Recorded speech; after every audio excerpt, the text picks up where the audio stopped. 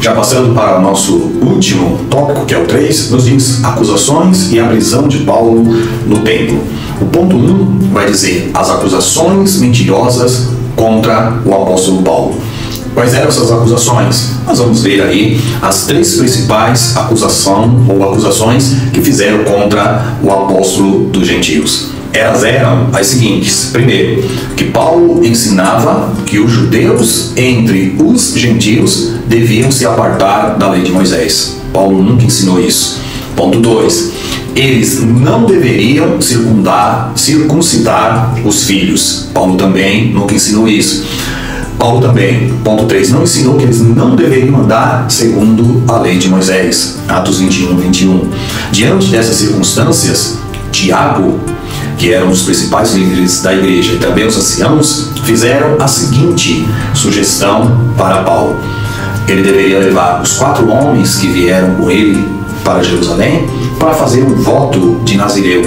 E Paulo deveria pagar ali as despesas deles, raspar a própria cabeça, como demonstração de que Paulo também praticava a lei. Atos 21, 23 a 24. Para prevenir o apóstolo de qualquer problema e também para calar a boca dos críticos, Paulo foi aconselhado a se purificar juntamente com toda a sua comitiva, ou seja, aqueles que tinham vindo juntamente com Paulo para Jerusalém.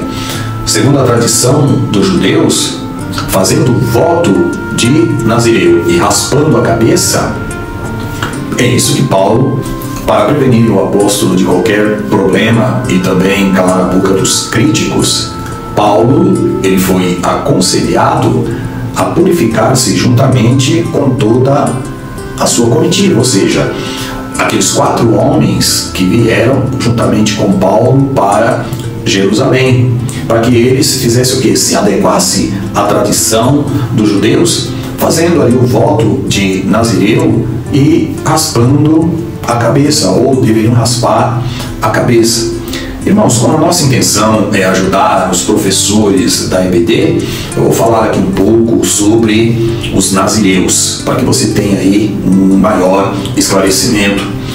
Os nazireus, eles eram membros de uma classe aí de indivíduos especialmente voltada, ou devotada, ou consagrada, separada para Deus. A palavra hebraica para nazireu aponta para a ideia aí de consagração, de devoção e de separação. No Velho Testamento são encontradas 2 formas básicas de voto de nazireu. Uma era baseada no voto individual, feito por um período específico. A pessoa fazia o voto por um período específico de ser nazireu. A outra era a devoção. Elas eram consagradas não por um período específico, mas elas se entregavam totalmente ao serviço de Deus. Elas se tornavam nazireus para sempre.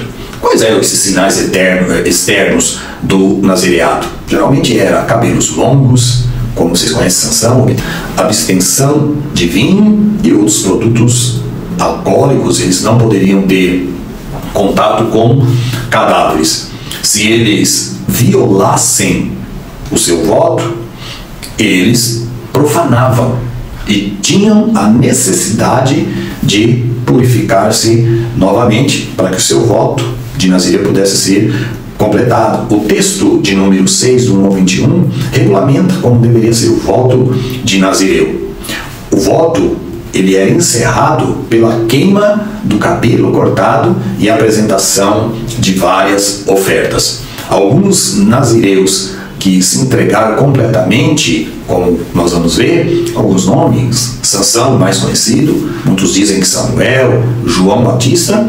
E é claro, no Novo Testamento, nós vamos ver aí o voto provisório de Paulo, claro, por um período específico, Atos 18, 18 e Atos 21, 22 ao 26. O que nós devemos aprender com Paulo nessas questões?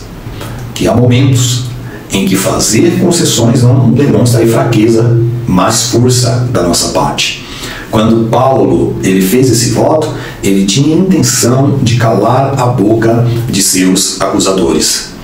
Com relação à acusação de Paulo em ensinar a não circuncisão, como nós já dissemos aí no ponto anterior, ele, para não causar escândalo aos judeus que haviam se convertido, ele pediu a Timóteo para cumprir o ritual da circuncisão. Essa forma de agir de Paulo, irmãos, já havia sido estabelecido anos antes no Concílio de Jerusalém. Eles já haviam feito um acordo para que as leis mosaicas que os judeus estavam observando continuassem sem problema. No Concílio de Jerusalém, Atos 15, há uma determinação, há um acordo que os gentios deveriam respeitar algumas práticas judaicas. Então Paulo ele não via problema em que os cristãos observassem algumas práticas judaicas, desde que isso não interferisse na salvação pela graça. Então, quando Paulo pede a Timóteo para cumprir o ritual de circuncisão, isso já havia sido feito, acordado, que os judeus convertidos ao cristianismo e também os gentios convertidos deveriam se respeitar mutuamente. Paulo participou desse concílio lá em Atos, o capítulo 15. Mesmo assim, Paulo ele sofreu acusações de todos os tipos, mas o que é o mais importante? A sua consciência não o acusava. O que nós aprendemos disso? Que mesmo que o mundo inteiro nos acuse falsamente, o que importa é termos a nossa consciência limpa diante do dono do mundo. Isso é o mais importante. O ponto 2 vai falar sobre a prisão do apóstolo e o enfrentamento contra os seus algozes.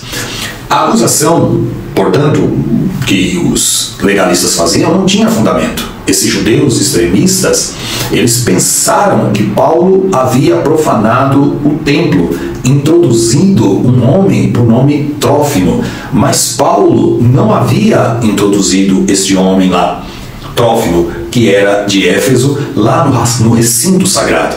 As acusações elas foram tidas por verdadeiras, e a multidão aí enraivecida, irada, foi para cima de Paulo com grande violência.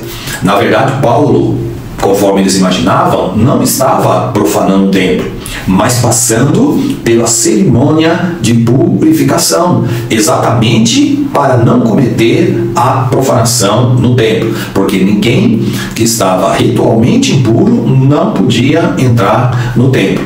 Na verdade, a acusação que eles faziam contra Paulo era oposto ao que eles diziam, pois o próprio Paulo estava passando pela purificação, a fim de não profanar o templo. Até porque, olha a informação interessante, havia no templo de Jerusalém um muro que separava o pátio dos gentios das demais áreas. Você vai ver aí no slide.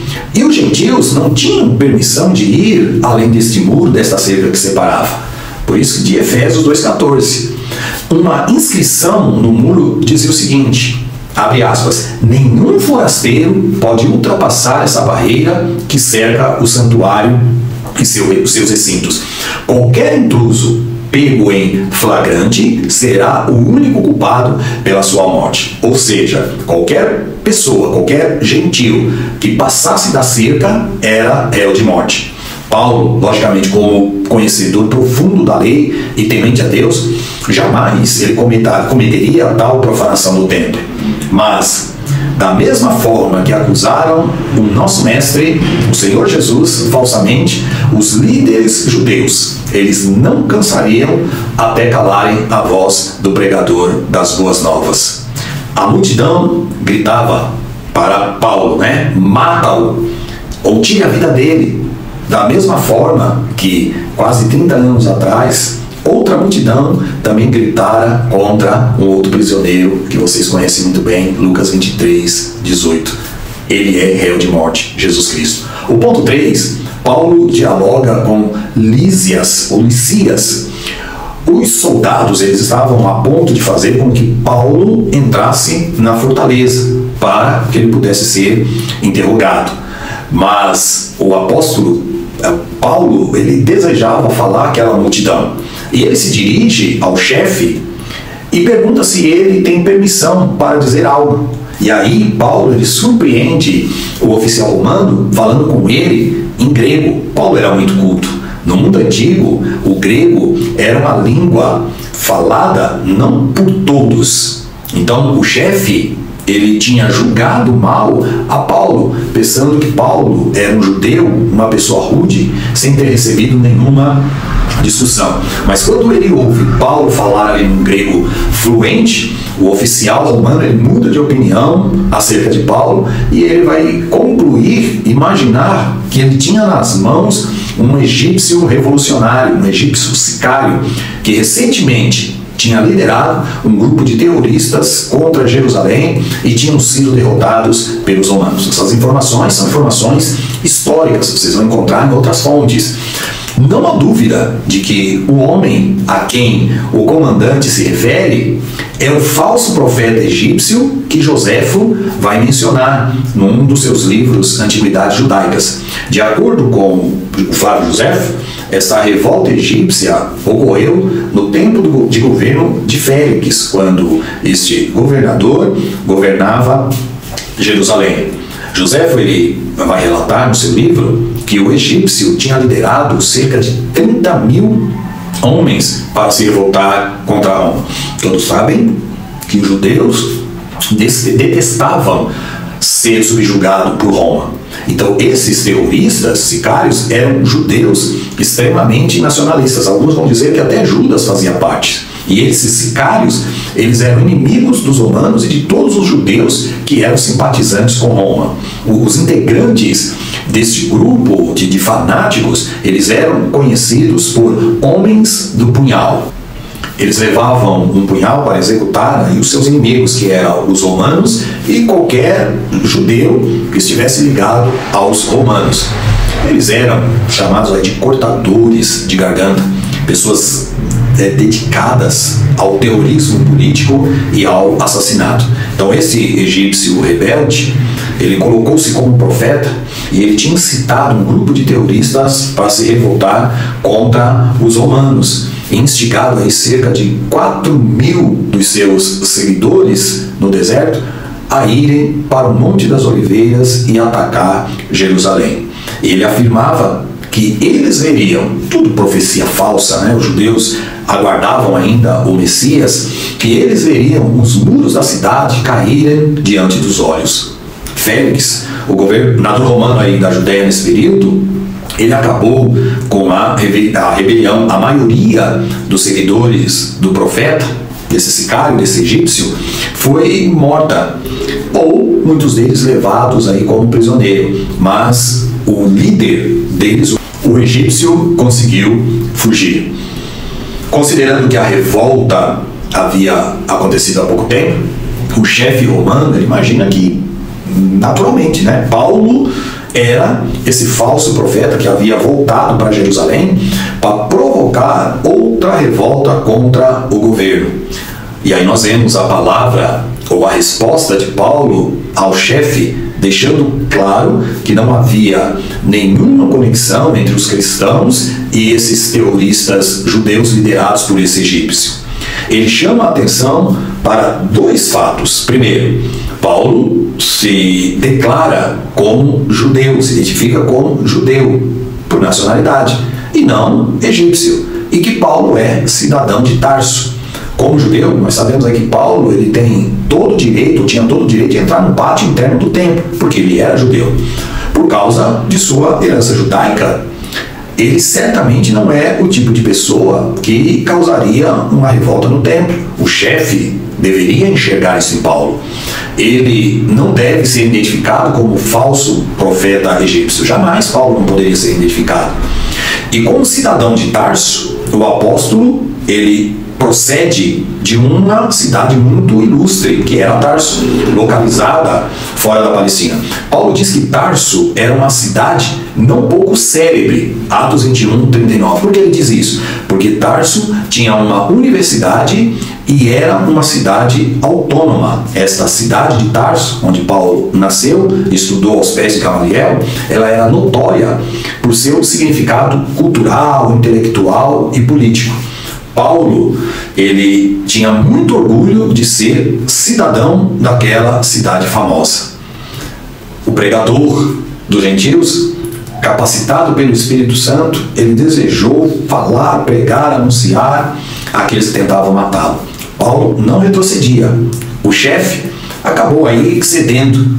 E Paulo, ficando ali no topo, né, da escada, cercado, protegido por soldados, ele acena para a multidão e aquela multidão silencia. Então, Paulo estrategicamente fala na língua hebraica, mais uma vez anunciando o Evangelho de Cristo. Paulo pregava o Evangelho em toda oportunidade, em tempo e fora de tempo. E aí nós vamos ver o texto da revista dizendo: eis a razão de o apóstolo Paulo padecer pelo nome de Jesus, proclamar o Evangelho para as pessoas que o odiassem. Às vezes, nós somos provados por Deus e percebemos que sua vontade é para que o Evangelho seja anunciado por meio de nós ao enfermo no hospital, ao preso numa penitenciária, ao viciado numa cracolândia, ou em qualquer outro lugar, ou em qualquer outra circunstância desconfortável que Ele nos coloca, ou que Deus queira nos colocar. Estejamos nós atentos, irmãos, para os caminhos que o Espírito Santo quer nos levar, pois Ele nos conduz por caminhos que muitas das vezes, pela razão, não é o caminho adequado, mas com a sensibilidade do Espírito nós entendemos o caminho de Deus. Nós vamos para a síntese do tópico 3. As acusações mentirosas contra Paulo implicaram na sua prisão. As acusações que fizeram contra ele, tal qual Jesus, eram mentirosas, não tinham fundamento, porque novamente os líderes judaicos inflamavam a população porque não queriam perder o seu status diante do governo romano. Já finalizando então a nossa aula, a nossa conclusão, ela vai dizer que a atitude de sofrer pelo nome de Jesus tem sido abandonado nos tempos modernos. O Evangelho, irmãos, da prosperidade tem deturpado o verdadeiro Evangelho. Não temos promessas nenhuma terrenas, e sim celestiais. O único que fez promessas terrenas para os que o adorassem, você sabe quem foi? Foi o diabo. Vejam lá na tentação de Jesus em Mateus, o capítulo de número 4, quando o diabo promete para Jesus todos os reinos terrenos.